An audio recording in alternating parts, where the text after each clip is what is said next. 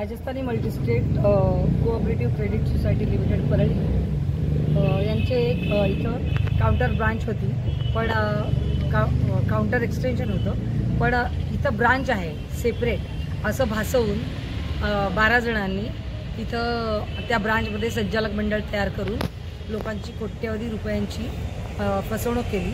ठेवी ठेवून घेतल्या, त्याच्यावर मुदतीत व्याज दिलं नाही आणि मुद्दलही दिलं नाही आणि कोट्यवधी रुपयांची फसवणूक केली। त्याबाबत आपल्याकडे 498/24 हा उमरगा पोलीस स्टेशनला गुन्हा दाखल होता। त्यातले चंदूलाल बी आणि पहिला आरोपी जो आहे ते आपल्या ताब्यात आहेत आणि ते न्यायालयीन कोठडीत आहेत सध्या।